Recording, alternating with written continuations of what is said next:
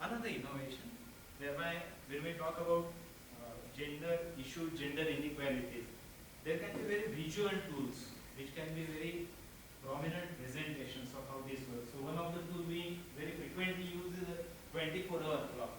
And there is another comparative clock, but consider a rural situation whereby a rural poor woman and how she spends her life. This is applicable for any kind of situation, and especially if you are trying to make an international career encompassing many other countries, especially developing countries, this kind of tools become very significant. So how she spends her life, and as compared to that, how a man spends his life, and then doing an analysis of that. But there we realize that especially in terms of rural areas whereby women are involved in very intense agricultural activities, there is huge technology gap. Many times these technologies have again a male bias. Technologies have been modified, developed, the ergonomics have been deeply analyzed for those technologies which are by and large used by men. There can be very simple modifications. For example, the woman up there is using a sickle. So small, with traditional sickle, there are bruises on the fingers, on the back side of her fingers, because it's at the ground. You might be aware, same as the case in rural Thailand. So there are those bruises on the back side. The simple innovation that we did, that we gave a bend to that sickle, an offset of around ½ inch or so. Now this protects her hand, as well as it has a great impact on her vertebral health, because all these are squatting posture operations, and with a bit of degree correction, her squatting posture position also improves, and that also leads to a bit of relief to her hard work. So this has become a very different theme for us, that appropriate technologies. So it need not be a nuclear science or satellite technology. It can be as simple as an offset of a few degrees to the existing tools and equipment that they are using. And this has become a very dedicated theme for us, appropriate technology interventions for women in deprivation. So they can be as simple as converting this traditional, we talked about a 3-stone chula, which can be easily converted to a smokeless chula. The traditional chula, traditional cooking stove that many of the poor women use in India and other developing countries, has very detrimental impact on the respiratory health of a woman. Lot many respiratory infections happen because of that. But very simple addition to this, modification to this, as improved chula, as you can see in this picture, can have such a tremendous impact on her health beyond imagination. But again, does this really need a lot of money? No. It requires more of innovative ideas to bring about this transformation. Let us quickly skim through some of these examples, just for your knowledge. Some of these we have started using for nomadic tribes already. This is the sickle I was talking about. Now with the bended sickle, she is a much better placed.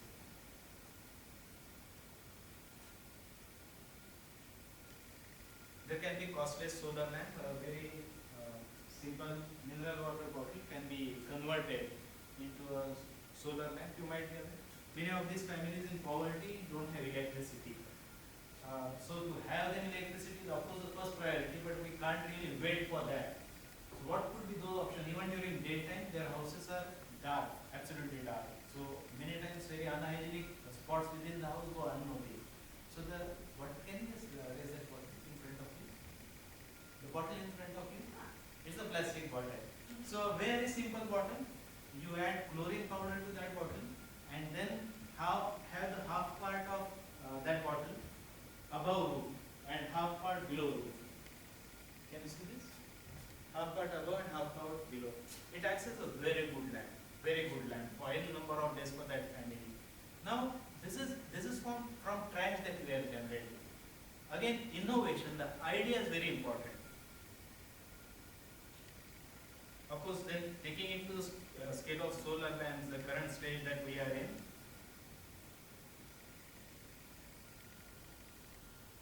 Thanks a lot.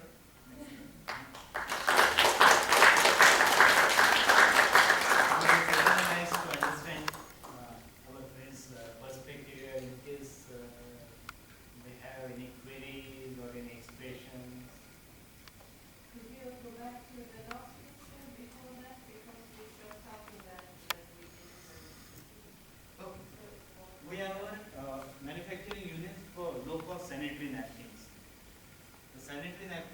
available in market are not affordable and even not accessible for those poor women, especially in the rural and tribal areas we are working in. So what the solution is like? So the idea that we call is women technopreneurs, that we train those women in poverty themselves to become entrepreneurs with technology. So we have established a low-cost sanitary napkins manufacturing unit, but nobody else is operating for them. It is those women, their self-help groups, which are operating those units. Lot many other technologies which I had skipped through earlier. For example, the smokeless chulas, the smokeless cooking stoves, building on their tradition, they are again manufactured by those women themselves. So we call this team as women technopreneurs. So it's technology plus entrepreneurship. Women technopreneurs.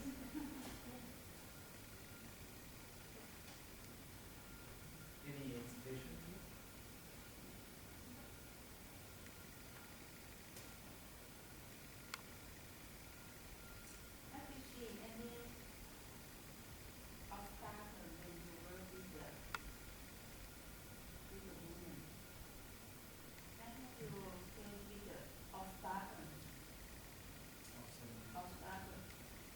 Obstacles? Yes. Obstacles. Yes, especially in the initial stages, especially if those women are from the deprived sections, by and large there are social strictures on her movement outside her house, how much she can interact with the outside world. So there are restrictions on that. For example, nomadic tribal women, high degree of gender inequality.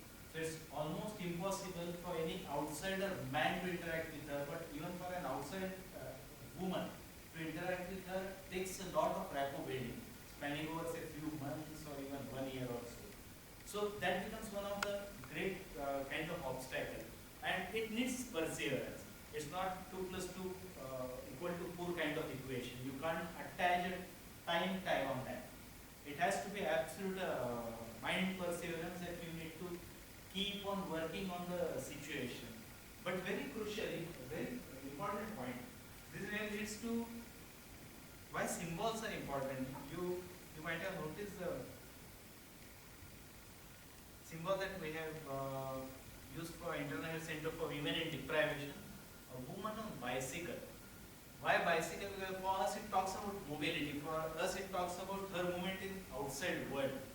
So very simple thing. So that becomes one of the very initial kind of obstacle. The other obstacle is breaking through some of the traditional gender stereotypes with men as well as with women. Because some of those aspects, for example, superiority of a man is ingrained so much not only in man but in woman as well for n number of generations. So to take that out takes good amount of effort, and that's why it's very crucial. The theme that we have, that men for women's empowerment, men for women's health, has this other dimension also. But parallelly, it takes good degree of effort to break through those kind of stereotypes even in women's mind because of the traditional having for a number of generations. To name a few obstacles.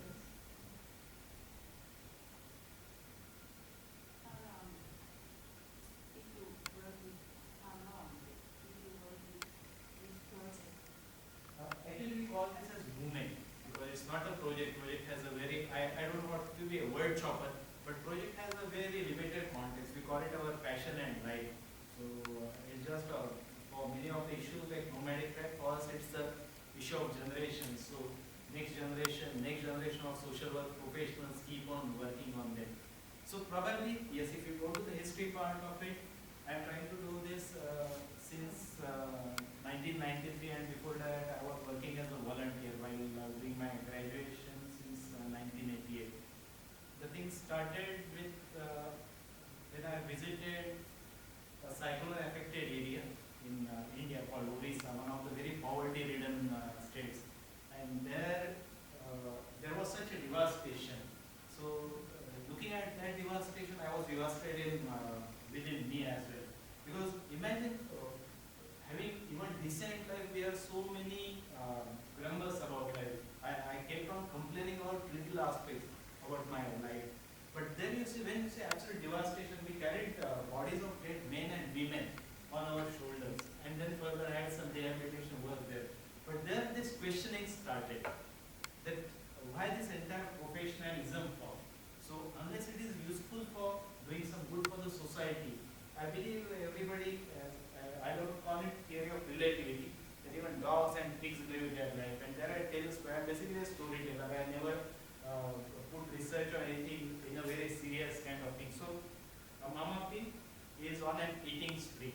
So the pig rearing can be very different here. If you come to India or many developing countries, they just keep on eating whatever filth they get. So they just move in open and eat filth. So she and her family and piglets are eating filth. And suddenly the piglet asks her, Mama pig, why we don't eat like man, woman, human beings, cook food, clean food, cook food, etc. And she immediately shuts the piglet up. She says that you are expected to say ugly things during your food. Are you getting my point? It's entirely a theory of relativity. I can be unhappy with all physical belongings with me, or I can be happy doing something for a good cause. But yes, the process, my learning in this sector is almost since 1998. Till 93 I was working as a volunteer, and then from 93 onwards as a professional. Some of these things, like this Women in Deprivation International Center, it was getting nurtured over a period of 3 years, and then during MDH visit, we could give it a final shape and launch that. Some of the things like Men for Women's Health, again, it's a long-standing dream, almost for 20 years, which we are now able to give some kind of shape.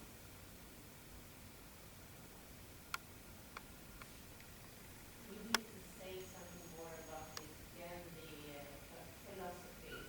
I think I really like the picture, and I hope that we can make you a picture. Oh, yes. As well as we can. Actually, for India program, I conduct a session on Mahatma Gandhi and community development. So it's a full-fledged session. Because I feel that we might lack sometimes this engagement in such a way. I think we have it, most of us, in ourselves, but we don't know how to focus it in work. I think so, yeah. And also this that we talked in coffee break before we went up here. That's about how to work in Sweden and the Western countries when we are so individual. We are so focused on one person, and we forget about this engagement for vis-à-vis or whatever it is. We need to find an engagement, as I see it anyhow. And how can we do that? Because you have to do it, otherwise it comes up, as I see it. Which how can we find it? I see this from an absolute selfish motive, because if you look at ourselves as human beings, if we do something good for others, it actually makes us very happy. It's so rewarding. I am not talking in terms of money, just a very simple gesture of helping someone. And then if we are helping someone who is in such an acute deprivation, actually it increases our own self-esteem multifold. Then we did not depend on somebody else to have our encouragement and trying to have so many hits on Facebook or something which I put on. So I believe that that kind of intrinsic motivation is very crucial for life. And a very simple thing, that when I see somebody who hasn't food for say 2 days, then I feel that I'm so blessed. So that really forces myself, triggers myself to keep on doing something good. Because then we become aware of our own assets of life, which so can be easily forgotten in all this opulence, all this so-called prosperity around us. But you talked about Mahatma Gandhi. I'm just trying to see whether the session I conduct for India is Because actually he just did that. He just said he made his own clothes. He tried to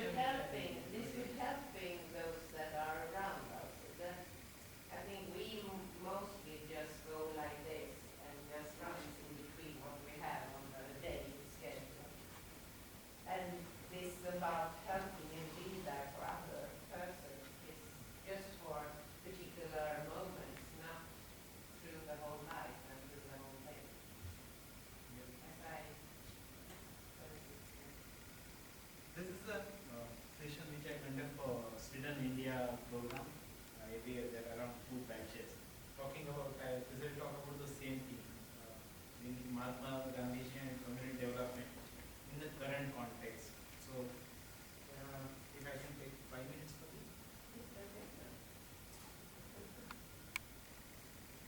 So usually it starts with asking the visitors, and I'm happy to inform that almost everybody who visits from Sweden to India, he or she knows about Mahatma Gandhi. So, but mainly as freedom fighter. So they talk about freedom fighter and non-violence. But there are few things beyond that, and the key question is whether Mahatma Gandhi is still relevant. The technology has changed so much, but is still relevant for us. Then of course the same thing from inclusive growth perspective, etc. And then some of the very crucial aspects of his life are very strong ingrained social sensitivity into spiritual principles. I'm not talking about religion, I'm talking about spirituality. Whereby a very simple message is that in the world there is sufficient for everybody's need, but not for everybody's need.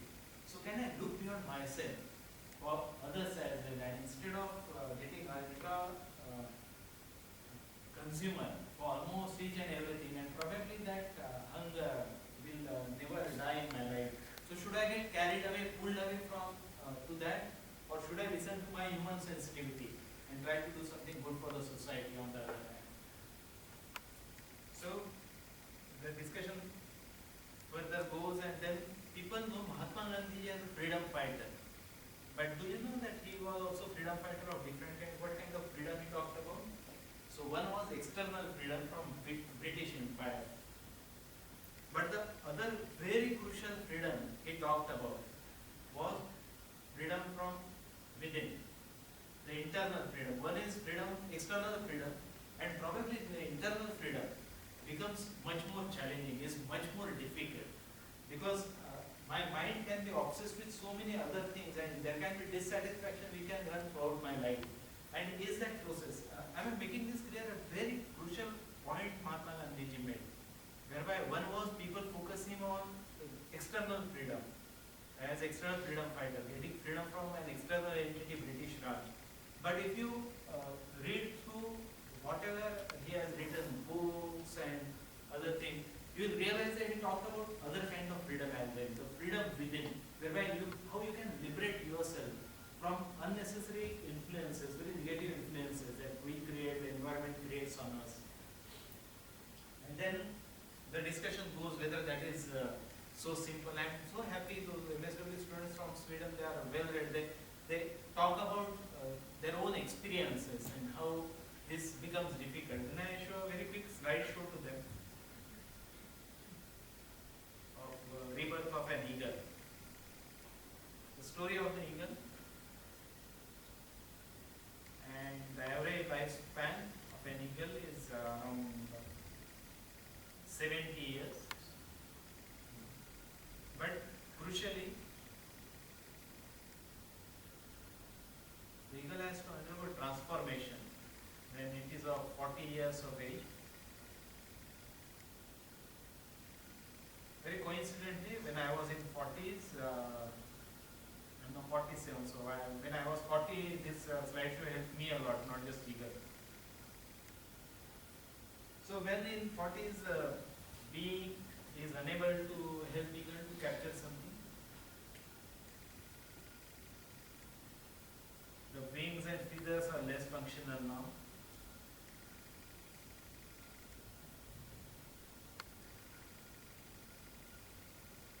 And there are only two options left. One, die at the age of 40, or other one is go through a very difficult process of transformation in cell, which requires the eagle to fly at a very lonely mountain,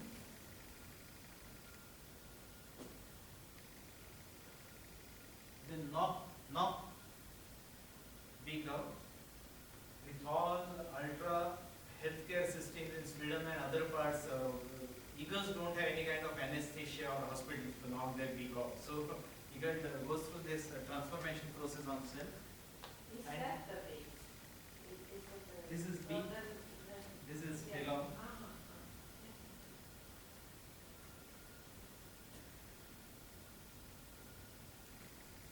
And if and only if the eagle undergoes transformation on self, the internal transformation that we are talking about. So 30 more years. Then with the Swedish participants, we continued the discussion. So why changes needed, etc. And then again focusing on Mahatma Gandhi's emphasis on internal freedom as a very crucial aspect of our life. Then we talk about fundamental tenets of participation.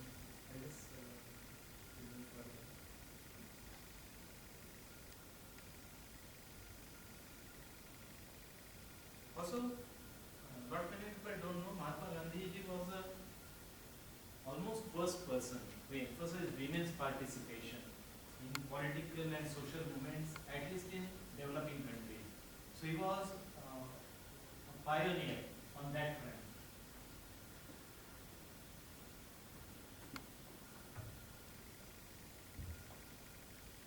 And then usually we talk about, we have this habit of developing or using very quick short kind of tools